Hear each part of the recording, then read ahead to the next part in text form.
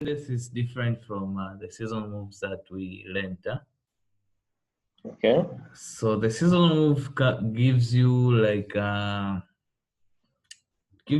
idea of how a whole year of trading can be.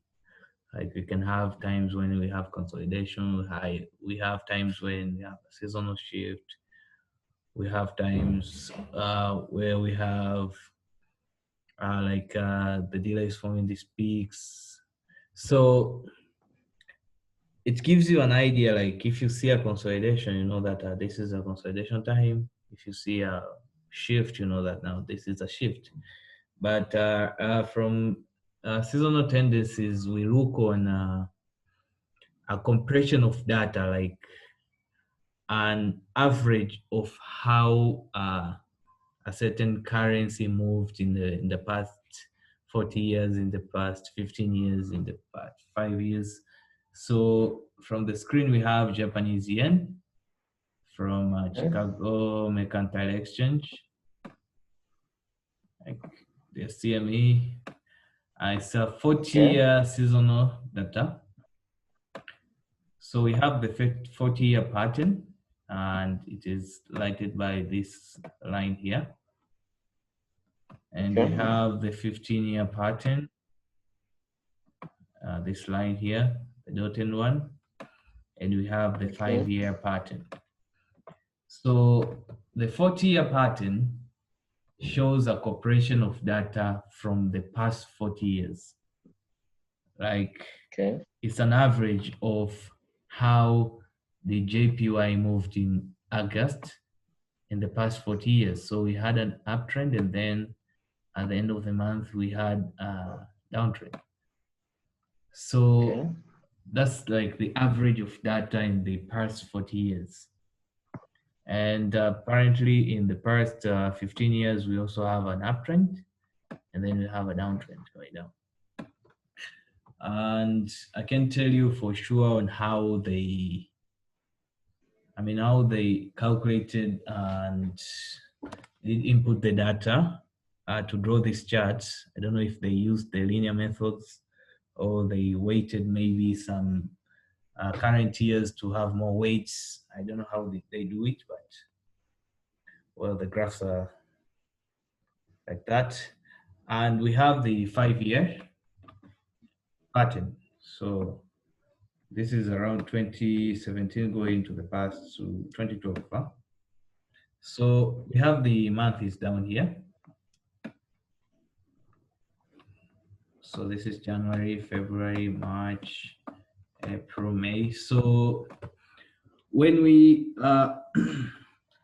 when we want to have a long-term bias on a certain currency, we first look on the higher time frame, like where are the areas of support, where are the areas of resistance.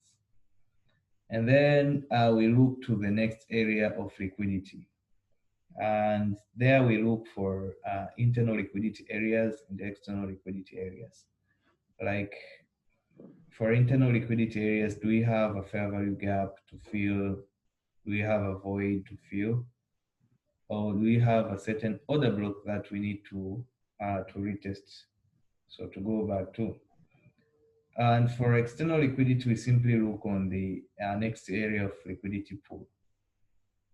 Like if at all smart money breaks a certain equal highs or equal lows, and where's the next area of liquidity pool, that's what we look at. So we also look on the COT reports, the CFTC data, to see how the large speculators net long or net short, does it coincide with our bias? Like, it's the only order book that can give us a bias on how the market would flow in the next 3 months, 2 months, 1 month. But the seasonal tendency now can add into the conferences. Like, if you look at the 40-year data, like the 40-year seasonal trend, and this is August. You can see from July going to August, we had a consolidation, and then in August we had an uptrend. And it's on all the graphs, like the 15-year, the 5-year, it's an uptrend until near the end of August we have a downtrend. And right now it's around 17th of August, right? So we are going to the last days of August. So if you do your analysis and you come and look at the seasonal tendencies, like they see, we believe that the trend will be almost the same because like the previous years. So you do this comparing it with the current data. yes. Okay, okay. So there are several charts. So I have several PDFs here.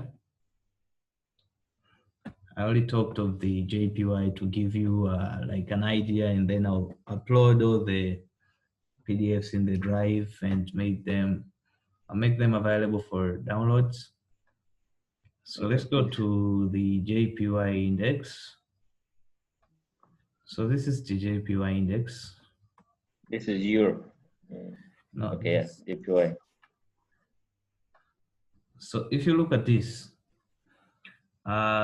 simply means JPY was strong, right? True. If JPY is strong, that means we expect for LFX JPY to be weak. Bullish. No, bearish. Huh? It's LFX JPY. It's like XX JPY. Oh, okay. So we expect for it to be bearish. And at the end of August, it will be bullish, yeah? Okay. So the month of July, it was, so from the seasonal data, it was consolidating an uptrend here, which is different. Okay. So this is the daily time frame. So this is the month of July here. Like we had an uptrend. Although if you look at where the market opened and where it closed, It's almost the same area. no, it did close up here. Up there. Yes, it did close up there. Like we had like a consolidation too, but it close up here. And right now we are going to the end of the month. But from the daily time frame, it shows like we will have a downtrend. A downtrend simply means a strong JPY. So it does not coincide, yeah? So downtrend. But this downtrend, strong. I'm expecting it to have like a bounce here, because on higher time frame, we have this strong W pattern here. And if you look at it, we had like, okay, I forgot to say one thing. So the only way that the seasonal tendencies will coincide with what we have in the current charts, we need to know which year we like. Is it a bullish year or is it a bearish year?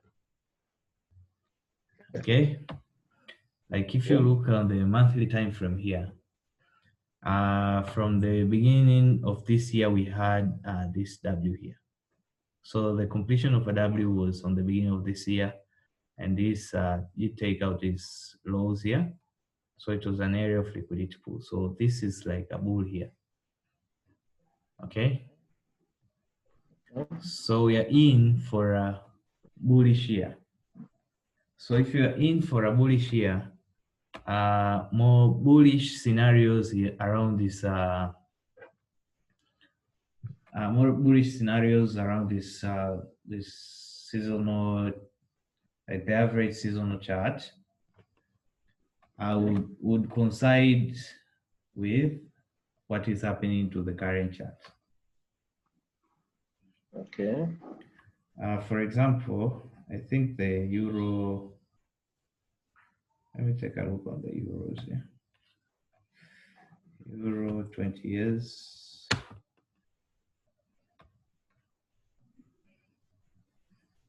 Or Swiss franc. Swiss franc is always bullish.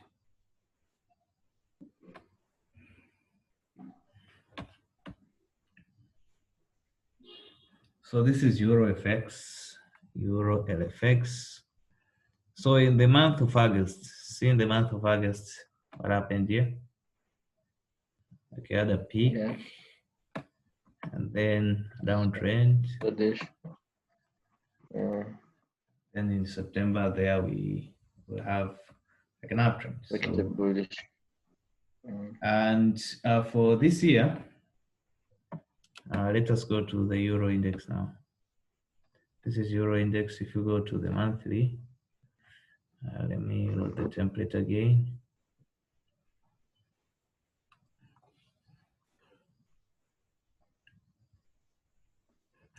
You can clearly see this is a bull year.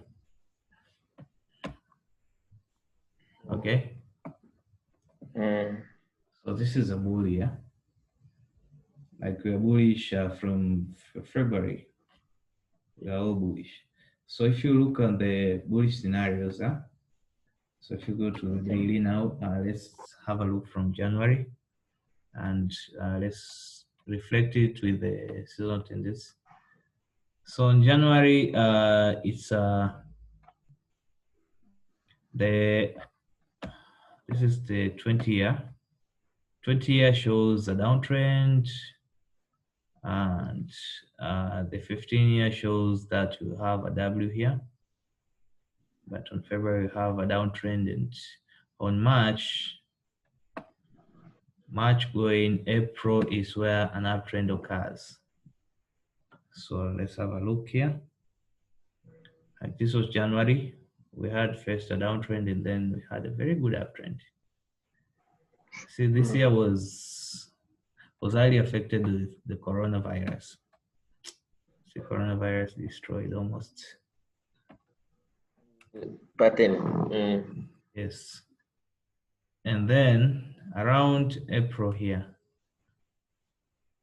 like let's have a look on.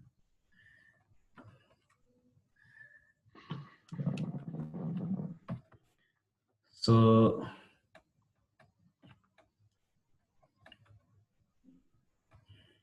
around April, we had an uptrend, and May did come back for a downtrend. Going to July, we have Forex forming a peak for an uptrend. And here we have, this is April, and this is May, going to May, which is different from here.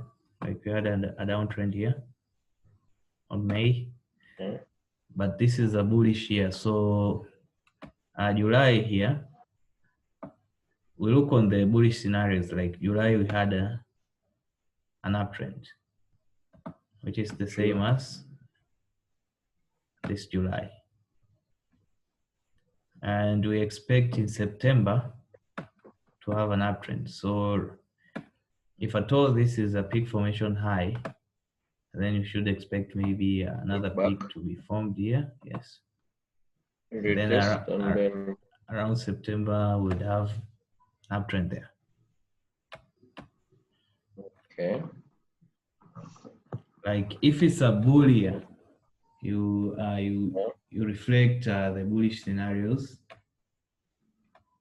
that would coincide with what with the seasonal chart and what the current chart is telling you. Okay. Okay. I hope that is clear there. Mm. So it's something that I want to add up to my students, and you have to do more research because I've simply given you like just an idea. It's not like the exact. Then, like, let's kindly pull back to.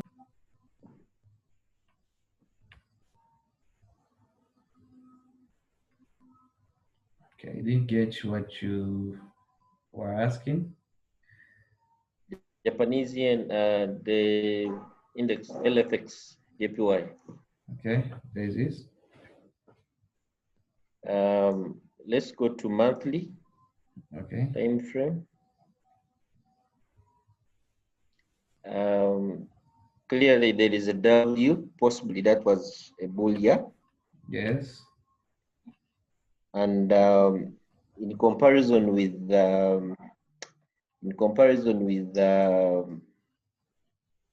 the season tendencies, you can have a chart on the side. That's right.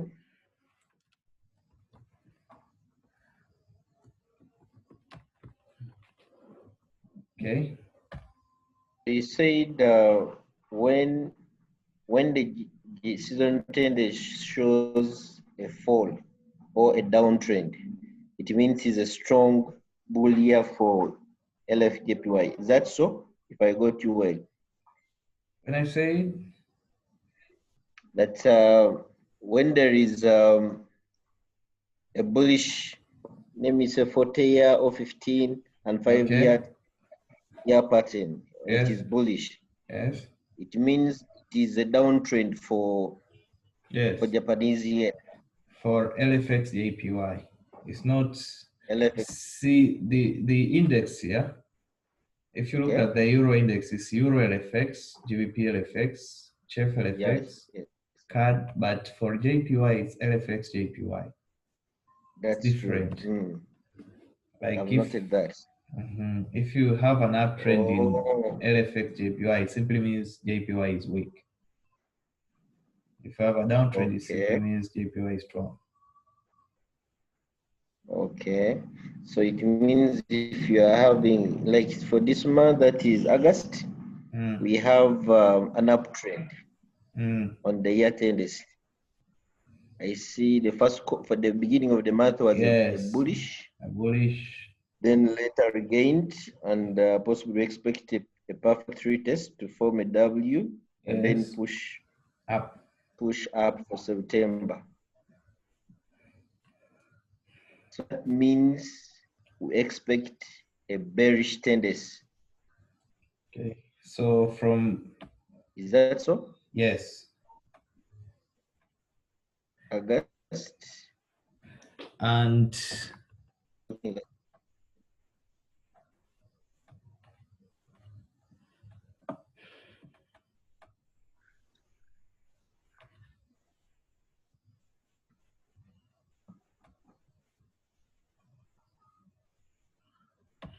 hey, can you hear me?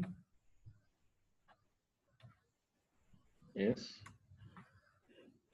So Okay. I need to plot the order blocks here.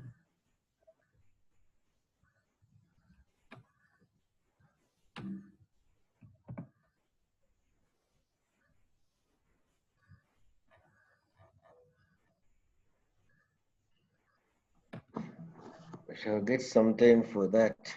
They are still confusing. They are playing me. uh, so this is the order blocker for the monthly, Okay. and you can clearly see price did trade through it. So we have the 50 EMA there, and this is an area of if at all price bounces at this point, we'll have this as an area of resistance, right? And if we would have a downtrend here, then it will be a return to this other block, and then an uptrend. Okay.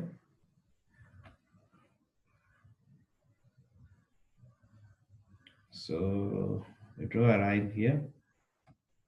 But this might occur maybe in the next month. I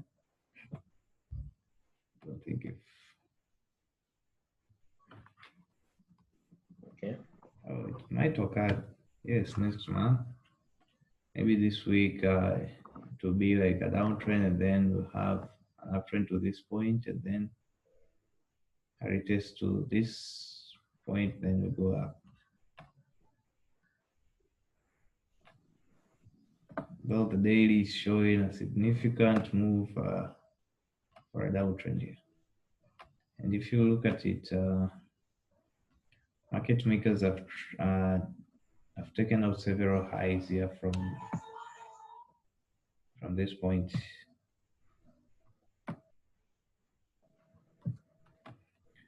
Like we see, we had the initial highs here. Market did came and take them out. We had these highs. It came and take them out. So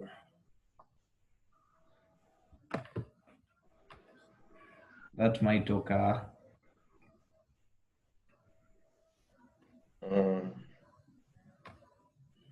Like if you so that you can get a test on the blue and the if you view from liquidity pools point of view, like you can see it has taken several highs, and I think to be finding this high here and reverse from there.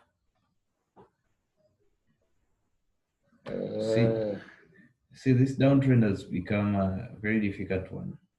Like if you compare to this move up, like if at all the market structure is bearish, then we would expect that this downtrend should have a strong momentum, but the momentum is very weak. Like it's not as strong as compared to this one. Do you think even to go to the 200 EMA before it tests it? Yes, this is exactly the point that I'm looking forward to start looking for buys in JPY pairs. Okay? That's true.